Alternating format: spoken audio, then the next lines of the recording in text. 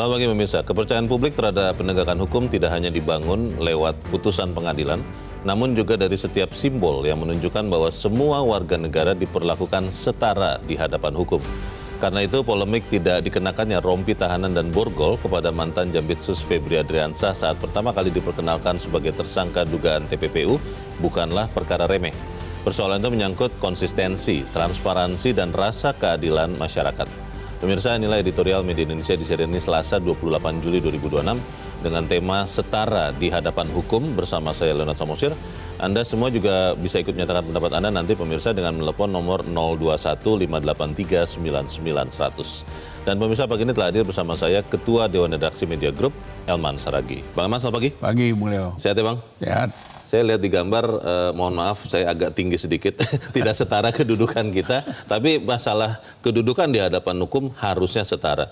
Ketika kita melihat tidak dipakaikannya SOP yang diberlakukan selama ini kepada tersangka yang lain, apakah ini hanya semata-mata soal teknis, kan dikatakan begitu, atau ini memang adalah simbol bahwa ke depan, proses ke depan itu bisa juga nanti orang-orang akan ada lagi yang lain yang sebenarnya tidak setara di hadapan hukum. Apa pesan editorial, Bang Elman? Pertama sebetulnya kan gini loh, ketika masyarakat melihat tersangka digiring ya, mau diantar ke rumah tahanan, tidak diborgol, tidak menggunakan rompi tahanan.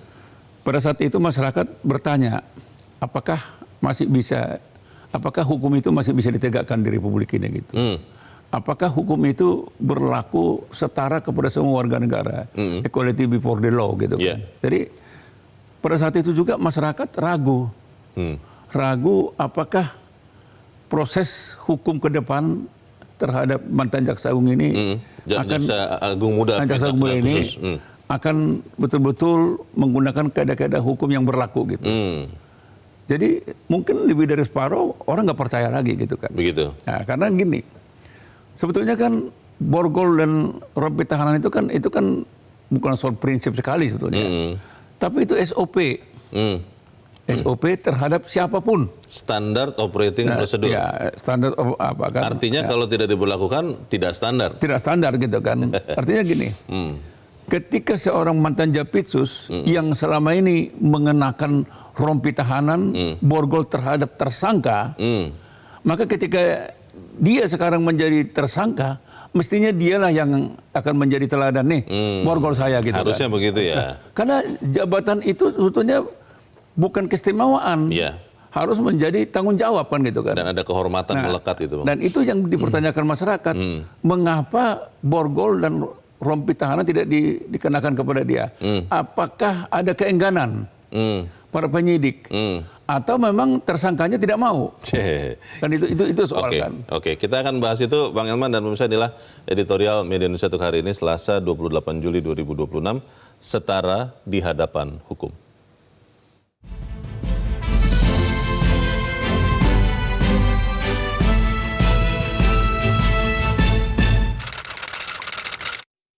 Setara di hadapan hukum. Biar jaksa penyidik lihat itu punya siapa dan digunakan untuk apa, kegiatan apa. Nanti minta penyidik untuk jawab. Pak, istimewa sekali Pak, nggak pakai rompi Pak.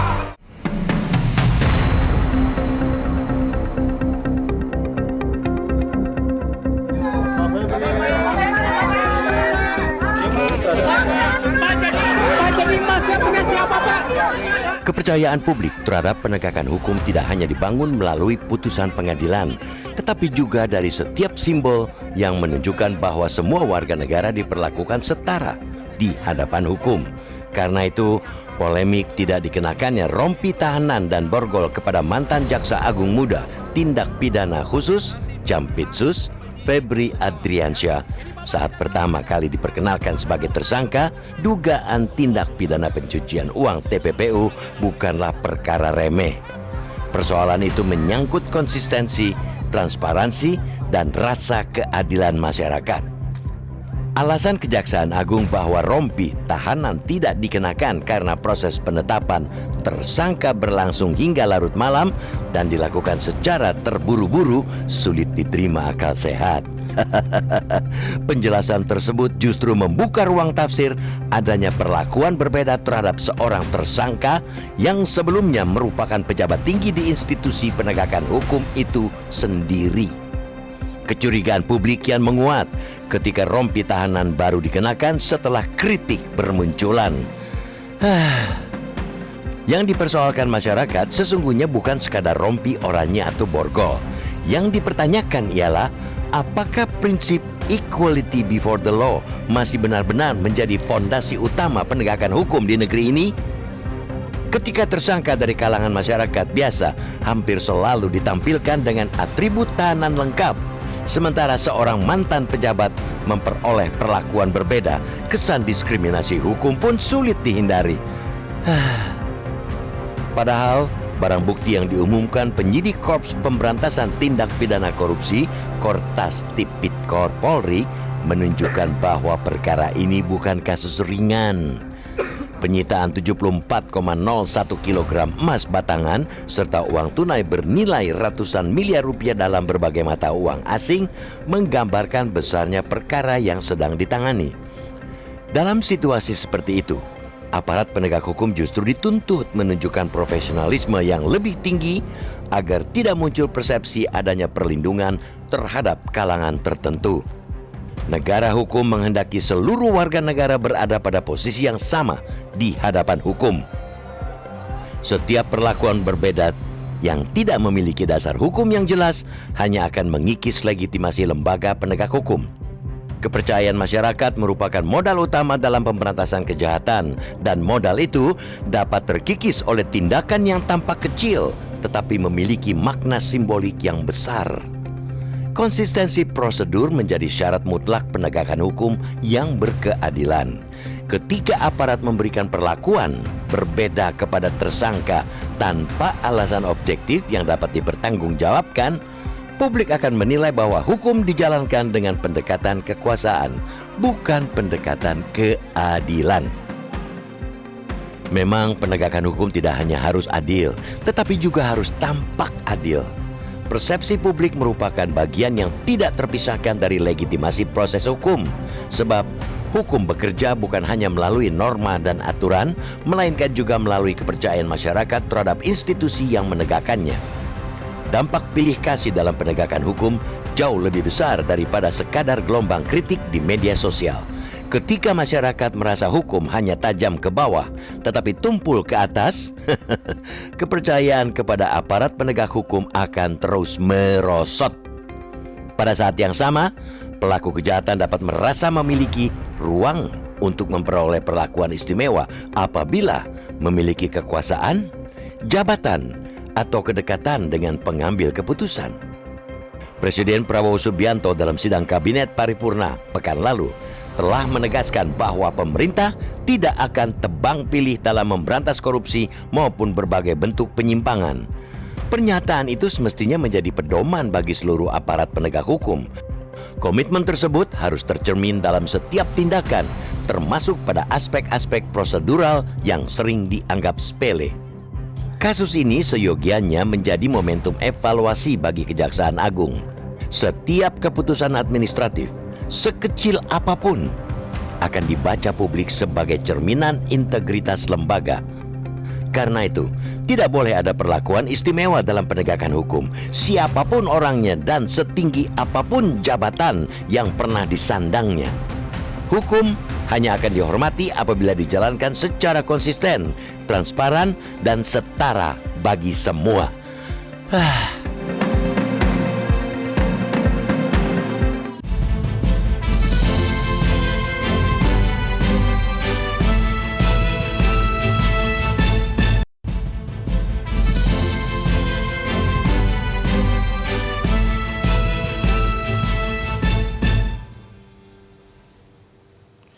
Terima kasih Anda masih bersama kami pemirsa, dan sekarang kita akan mendengarkan dulu Bang Elman pendapat dari pemirsa Metro TV. Kali ini ada dari Bekasi, Jawa Barat. Ada Pak Ondo Silitonga. Pak Ondo, selamat pagi. Selamat pagi Bung Nel, selamat pagi Bung Elman. Selamat pagi Pak Ondo. Bagaimana Pak, ini kita masih bisa berharap bahwa memang kita negara hukum yang memperlakukan semuanya setara di hadapan hukum, atau ini ada pengecualian, ada diskresi? Bagaimana Pak Ondo? Iya, saya sih berharapnya kita bisa ya. Cuman ini ya ngancok lah, ini seperti komedi kalau yang sekarang ini. Equality before the law itu bukan tergantung pada lokus dan tempus ya. Ini jadi lucu ini. Presiden bilang berantas korupsi tanpa pandang bulu, tapi di bawahnya ada yang tidak menaati itu. Dengan alasan sudah larut malam, terburu-buru sehingga Mr. Febri tidak dipakai rompi dan tidak diborgol. Ini tidak masuk akal bagi rakyat yang sehat. Kok yang lain seperti Ketua BGN diborgol dan dipakai rompi? Bila terburu-buru itu dikarang-karang saja, SOP-nya kemana? Equality-nya jadi inequality, diskriminasi hukum atau hukum tebang pilih atau imunitas hukum. Jadi saya berharap ini equality before itu diterapkan dengan baik, jangan hanya kepada rakyat saja, tapi kepada atasan yang melakukan pemeriksaan juga. Jangan sungkan terhadap atasan atau teman sejawat, dilarang saling mendahului para metronom ini. Ini jadi begitu. Jadi hendaknya hukumannya juga setara nanti di kemudian hari. Demikian, terima kasih. Terima kasih Pak Ondo di Bekasi, Jawa Barat untuk pendapat Anda Pak. Selamat pagi. Harusnya tidak seperti itu, tapi kan ini sudah terjadi ya Bang Elman ya. Pertanyaan saya adalah begini, bagaimana kita bisa meyakinkan diri kita bahwa memang kita ini masih menerapkan kesetaraan di hadapan hukum setelah nyata-nyata kita lihat ada yang tidak setara. Bagaimana Bang?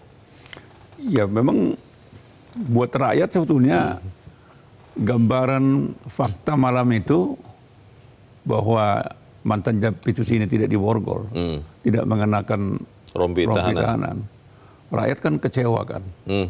Ternyata memang aturan itu hanya berlaku buat rakyat miskin aja, tuh rakyat biasa aja. Tapi tiba giliran kepada pejabat atau mantan pejabat, apalagi dia mantan penegak hukum, berarti aturan itu nggak berlaku. Dan pada saat itu sebetulnya masyarakat sudah memvonis ke depan juga seperti ini juga gitu. Akan seperti itu. Akan seperti ini juga. Karena sudah ada presiden ya. Artinya masyarakat sudah meragukan integritas daripada penyidik ini semua ini. Yang katanya 9 orang ini orang paling top nih kan. Tapi hanya untuk mengenakan rompi tahanan sama borgol aja dia nggak bisa. Yang sebenarnya hanya SOP ya. Loh, itu kan sebetulnya kan berlaku umum. Karena equality before the law itu kan sebetulnya kan sederhananya artinya hukum itu tidak mengenal kasta. Mau miskin, mau mantan pejabat, mau orang kaya, sama. Lebih-lebih dia kalau mantan penyidik aparat penegak hukum, justru ini yang harus memberi contoh.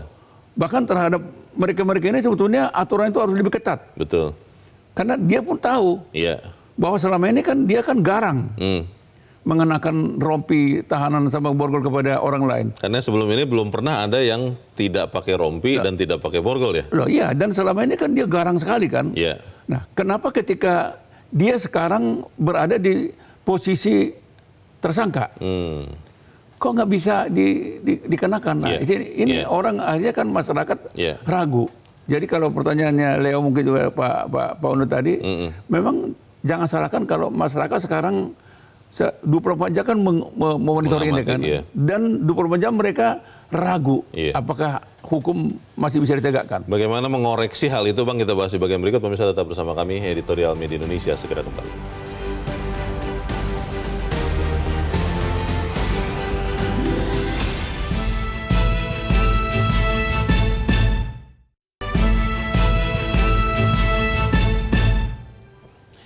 Terima kasih Anda masih bersama kami dan kita ada di bagian akhir diskusi kita pagi ini. Bang Elman, tentunya kita harus memelihara keyakinan bahwa kita masih memiliki negara hukum yang menghormati hak semua warga negara di hadapan hukum sama.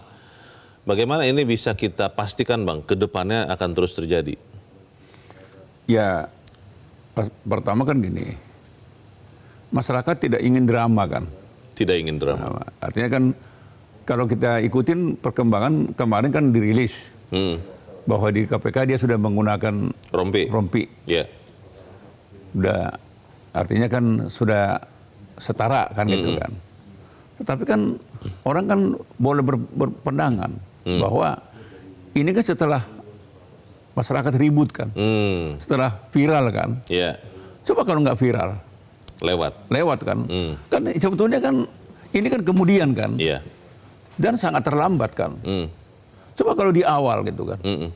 Jadi kalau di awal memang Kejaksaan Agung itu ingin membangun, ingin tetap menjaga Iya. hukum itu tetap tegak, maka dari awal tidak boleh satu SOP pun tidak boleh terlewatkan. Kan itu sebenarnya ujian pertama Iya. buat Kejaksaan Agung dan ujian pertama juga buat para penyidik ini. Iya. Dan ketika ujian pertama itu mereka tidak lulus, artinya kan masyarakat juga berhak untuk bertanya kan Iya. gitu kan. Dan- Bahkan ragu kan gitu kan. Dan bisa jadi ini berpengaruh ke para penyidik ya Bang? Loh, Kan membaca nih pesan tersamarkannya nih. ya artinya kan gini, kan harapan kita tadinya kan penyidik ini kan tidak merasa tertekan. Iya. Siapapun nggak boleh tertekan di sini. Betul. Ya penyidik, ya terdakwa, ya tersangka, semua harus tetap, makanya equality before the law kan. Semua sama. Iya. Nah, tapi kan mestinya kan SOP-nya kan harus dilaksanakan kan. Iya. Itu yang dikatakan. Ini kan sebetulnya kan etalase yang paling sederhana sebetulnya Betul. ini kan. Betul. Sehingga memang kalau dikatakan apakah masih bisa kita berharap? Tentu saja kita berharap tetap. Iya. Tapi apakah harapan itu nanti terwujud? Ya kita kan nggak tahu. Itu semua terpulang kepada niat baik daripada penyidik dan niat baik daripada negara. Dan mungkin prosesnya ya, proses persidangan ke depan ini seperti apa, itu yang bisa meyakinkan lagi kita semua Bang. Nah, sekarang kan masyarakat kan begini kan, ada sekarang orang berpandangan ini pasti lepas, kan gitu kan. Tapi banyak sekali mengharapkan jangan lepas. Tapi kan hukum tidak boleh hitam putih kan. Iya. Tetap berpulang kepada alat buktinya kan gitu. Betul, kan. betul. Sepanjang alat buktinya memang dimungkinkan untuk dia dijerat, pasti dijeratkan. Tapi masyarakat tetap ragu kan gitu kan. Itu katakan sekarang terbelah ini Iya. antara yakin dan tidak yakin. Oleh karena itu kan masyarakat sekarang berharap kepada penyidik dan Kejaksaan Agung dan nanti peradilannya. Iya. Jadi peradilannya harus betul-betul transparan, terbuka dan dipercaya kan gitu Baik. kan. Kita harap bahwa benar-benar Indonesia masih negara hukum dan semua orang bersamaan kedudukannya di hadapan hukum. Bang Elman, terima kasih sudah di tempat ini Bang. Selamat pagi Bang.